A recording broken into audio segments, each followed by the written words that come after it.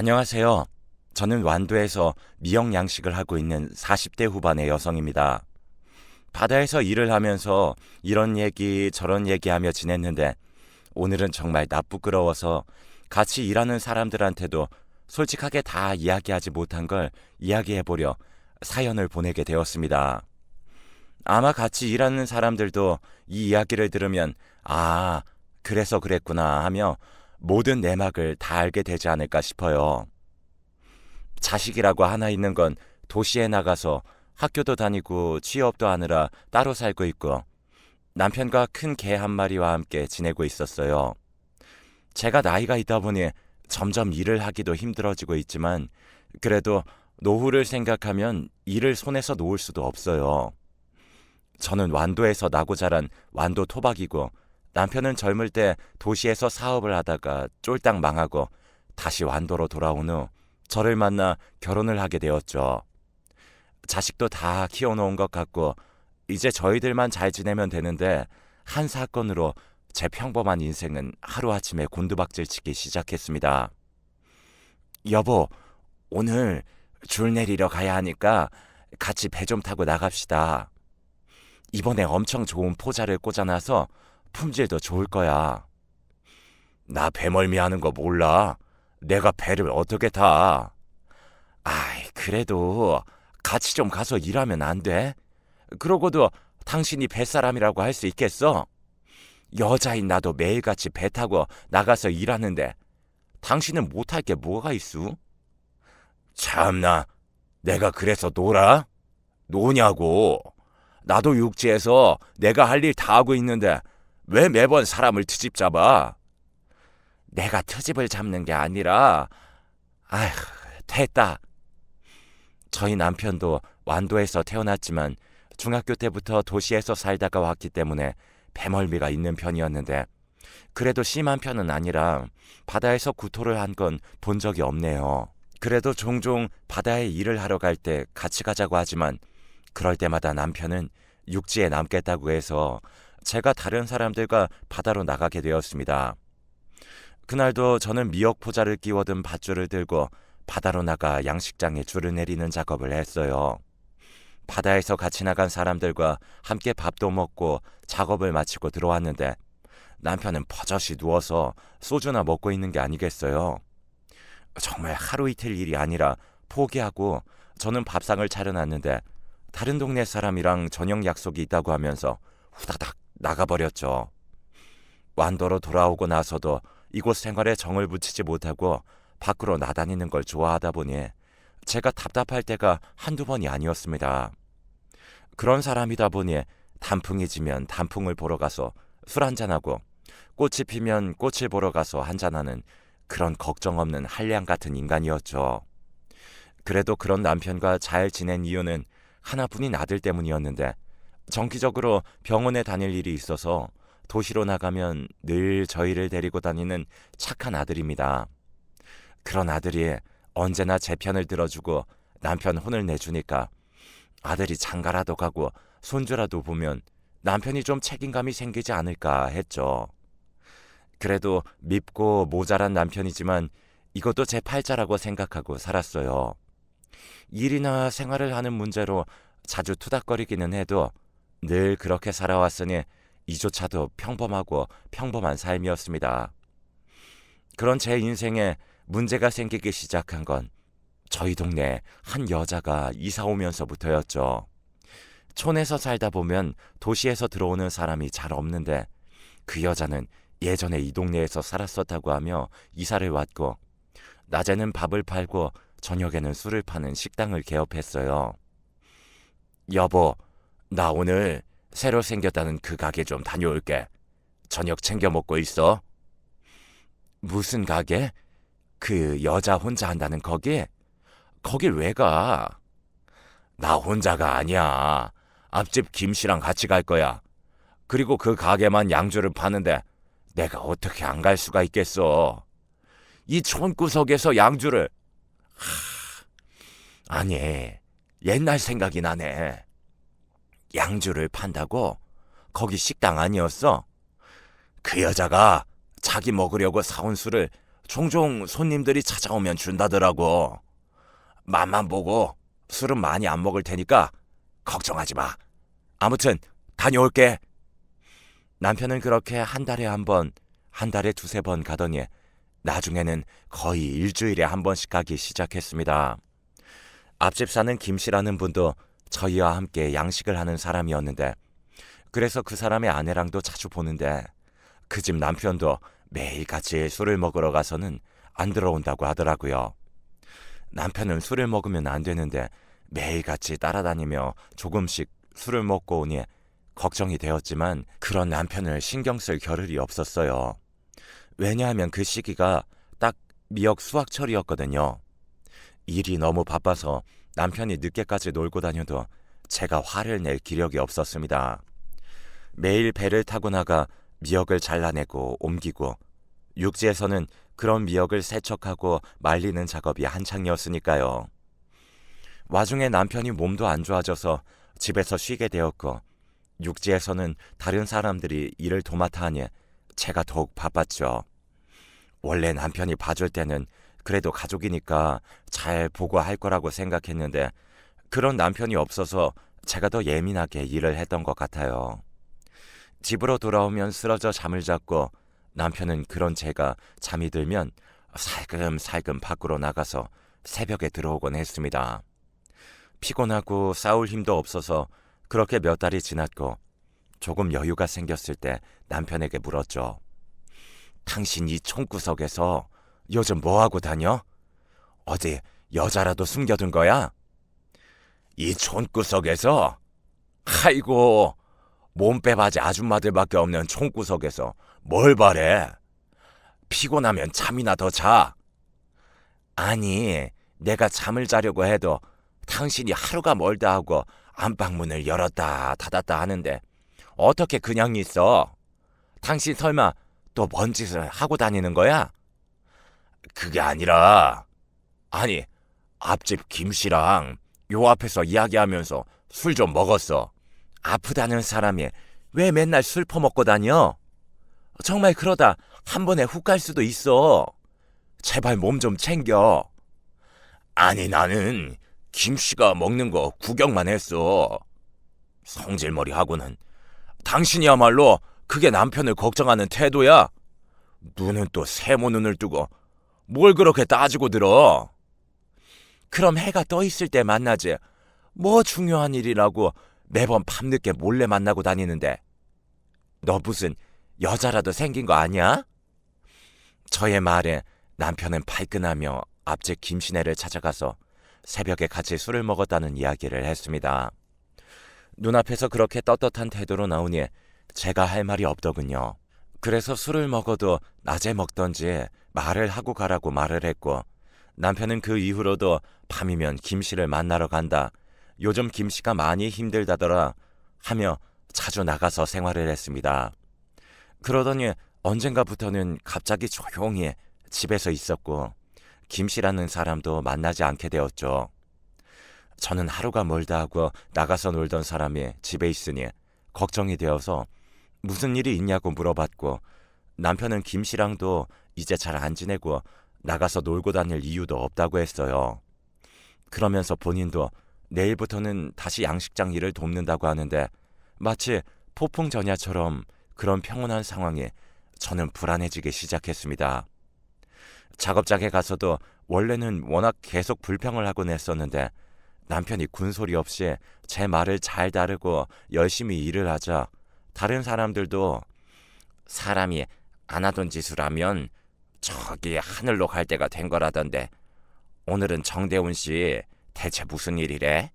하며 한 소리씩 했죠.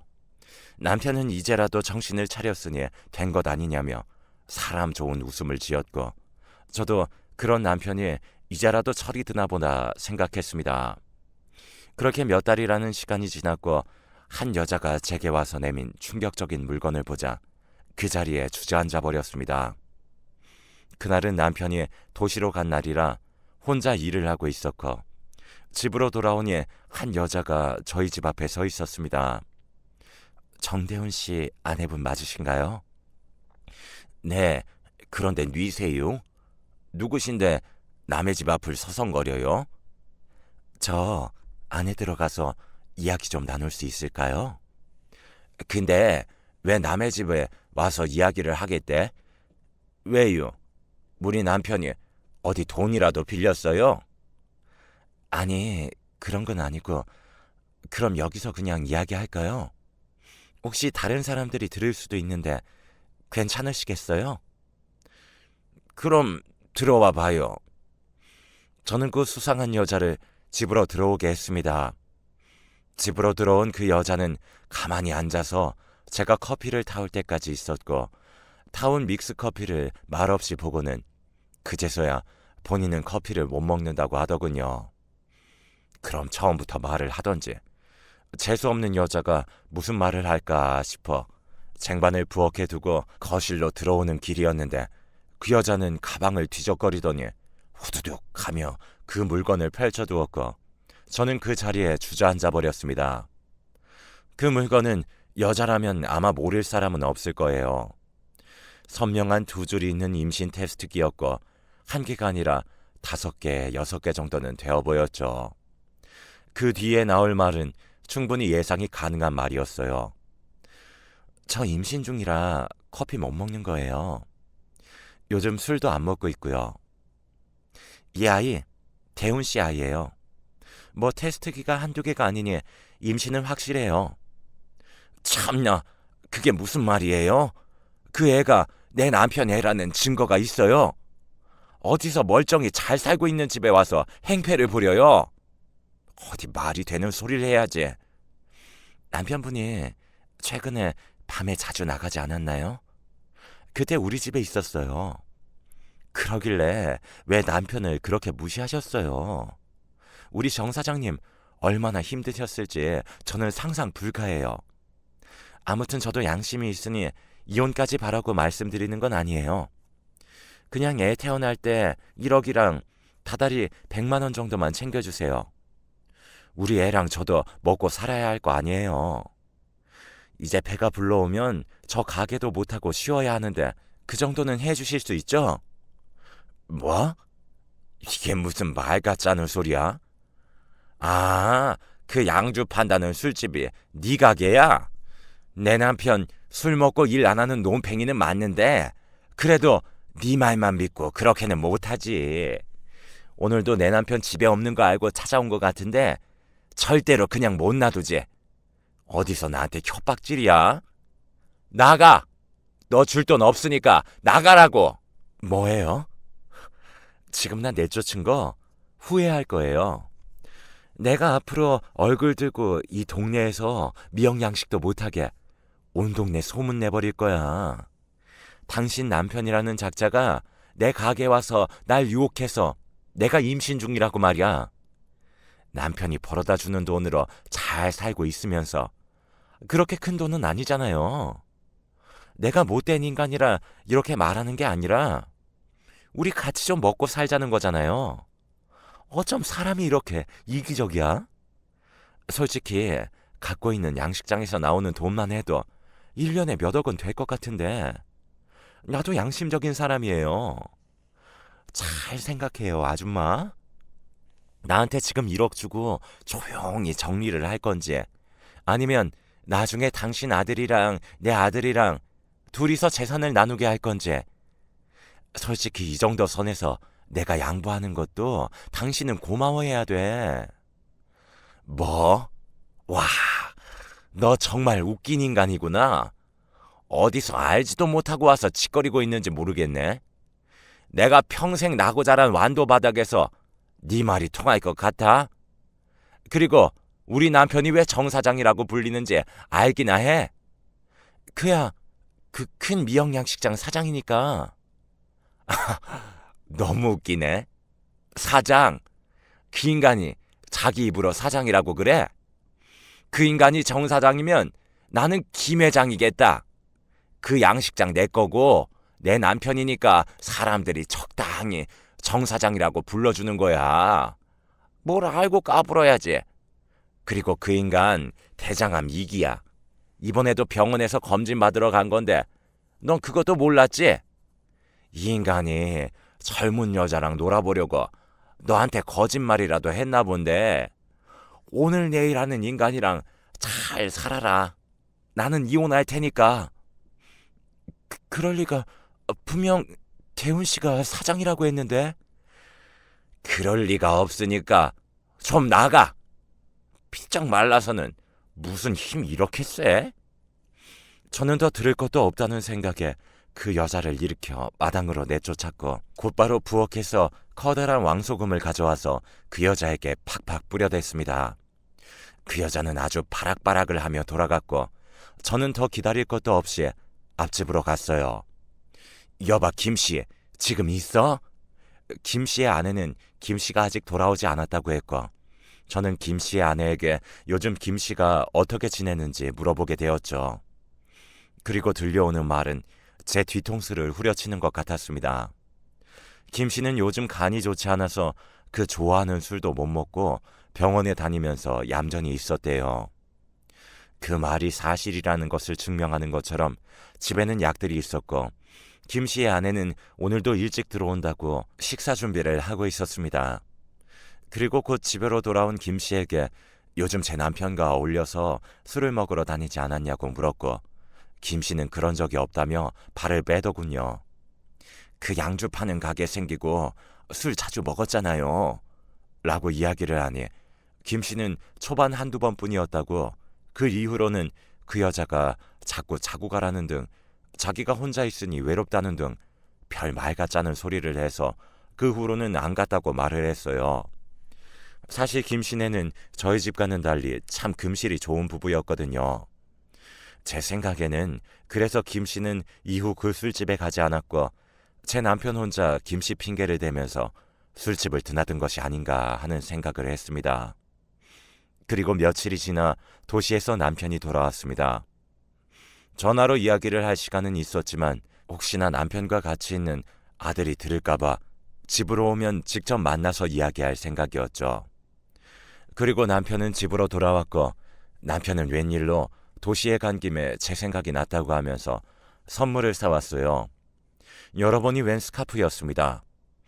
남편이 없는 동안 그 난리가 있었는데 본인은 속 편하게 선물이나 사고 있었던 거죠.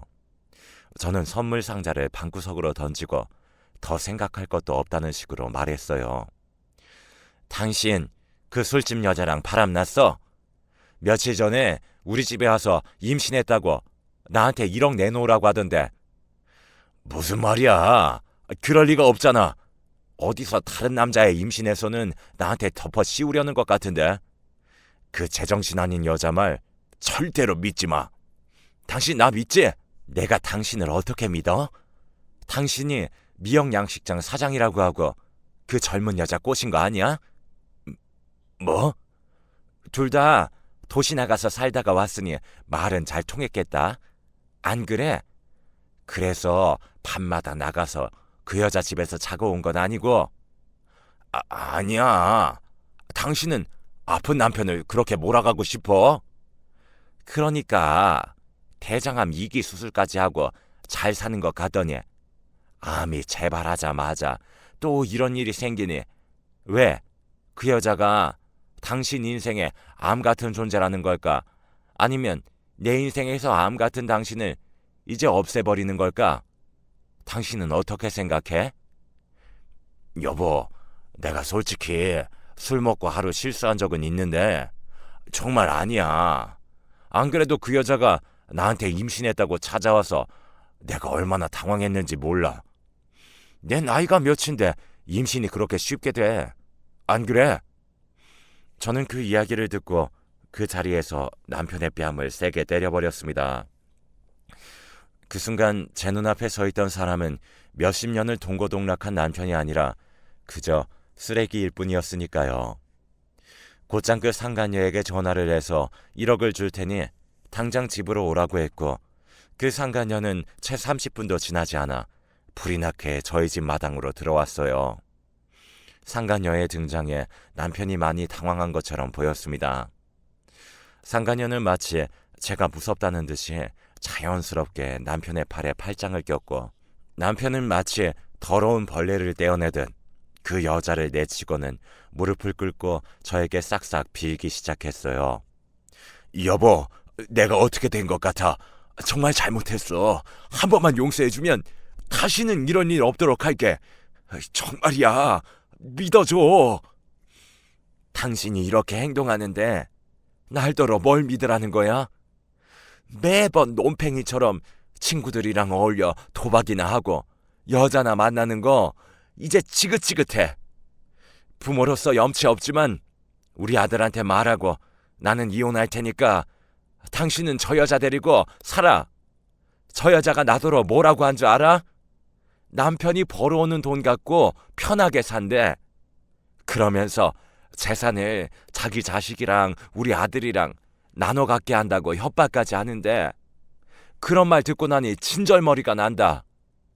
당신이랑 이혼하면 그래도 당신이 1억 이상은 가져가겠지. 그 돈으로 저 여자랑 살아. 혹시 내가 사고라도 나서 먼저 저 세상 가더라도 내 재산을 내 아들이랑 더러운 상간녀 자식이랑 나누는 꼴은 절대로 못 보니까 헤어지자. 당신 대장암 재발해서 치료비도 많이 들 텐데 보험도 없어서 치료비며 수술비며 생돈으로 줄줄 나가는 걸 저 여자한테 말하는 걸 깜빡했네. 사랑하니까 그 정도는 밥 팔고 술 팔아서 메꿀 수 있잖아. 안 그래? 난 이제 할 말 끝났으니 저 여자 데리고 내 눈앞에서 사라져. 여보, 제발. 나 당신 없으면 아무것도 못해. 알잖아. 당신 말대로 나 치료도 못 받아서 길에서 객사할지도 몰라. 제발 나 좀 살려줘. 당신 정말 양심도 없다. 내가 왜 내 뒤통수나 치는 인간을 도와줘야 돼? 지금까지 평생을 봉사하는 마음으로 살았는데. 그리고 이혼하면 어느 정도는 당신이 가져가겠지. 같이 산 세월이 있으니 그 돈으로 병원 치료도 하고 애도 키우고 살면 되겠네. 뭐 당신이 결혼 생활 동안 한 거라곤 돈 쓴 것뿐이라 얼마가 나올지 모르겠지만 제가 남편을 향해 강하게 이야기하자 되려 남편은 그 상간녀를 몰아세우기 시작했습니다. 그 아이가 본인의 아이가 맞냐고 하면서요. 아주 눈꼴셔서 못 볼 정도였고 참 못났다는 생각이 들었습니다. 그 여자는 저를 향해 무릎을 꿇고 싹싹 빌기 시작했고 이럴 게 아니라 5천만 원이라도 달라고 하면서 빌기 시작했죠. 저는 눈 하나 깜빡하지 않고 집 안으로 들어갔고 두 사람은 잘못했다면서 문 앞에서 빌었습니다. 상간녀는 얼마 안 되는 돈이라도 받기 위해서, 그리고 남편은 버림받지 않기 위해서요. 그 여자도 참 바보인 게 상황이 이렇게 되었으면 저한테 돈을 받을 생각이 아니라 상간녀 소송을 당해서 돈을 줄 생각을 해야 하는 걸 모르더라고요. 상황이 어떻게 돌아가는지도 모르고 계속 돈 이야기만 하고 있는 멍청한 상간녀를 보고 있으니 속에서 천불이 났고 며칠 뒤에 도시에서 아들이 왔습니다. 아마 남편이 불렀겠죠. 남편이 뭐라고 했는지 모르는 상황에서 아들은 제발 아버지를 한 번만 용서해달라고 말을 하는데 그 모습을 보고 저는 또 열이 치솟았습니다. 엄마, 아버지가 무슨 잘못을 했던 한 번만 용서해주고 넘어가자.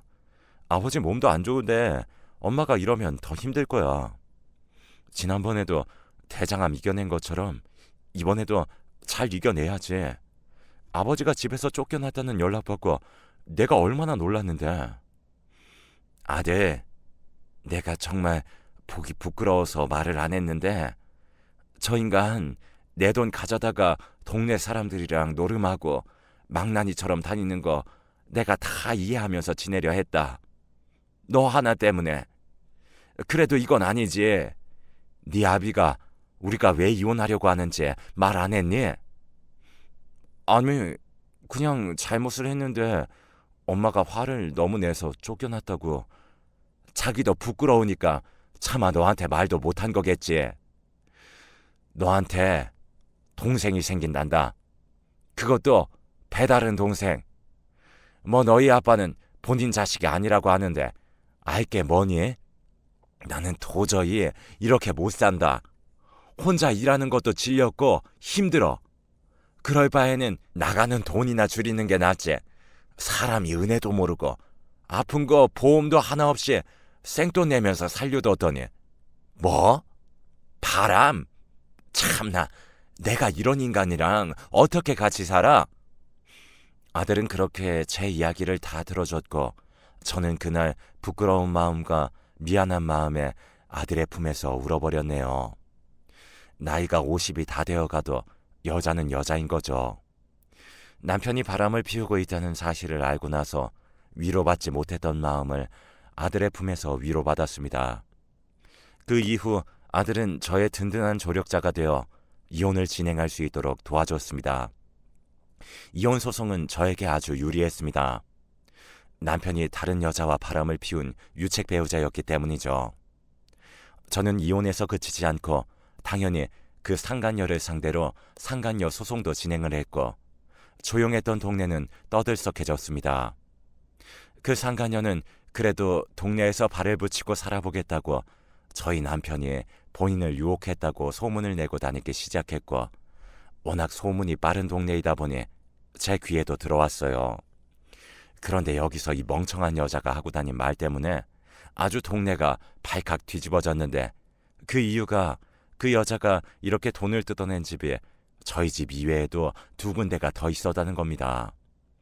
그 집에서는 조용히 남자가 2천만 원이나 되는 돈을 줬다고 하던데 이 상간녀는 그 돈을 받고 저희 남편을 핑계로 저에게 1억을 뜯어가려 했던 거죠. 저는 이 소식을 동네에서 슈퍼하는 분께 듣게 되었고 그 여자의 가게 앞에 가서 소리를 쳤습니다. 야, 이 정신 나간 여자야! 암 걸려서 술도 잘 못 먹는 내 남편 꼬셔서 1억이나 달라고? 그래서 철물점 하는 송씨한테는 2천만 원을 뜯어갔냐? 그래서 그 애는 누구 애야? 아니, 여기서 뭐 하는 거예요?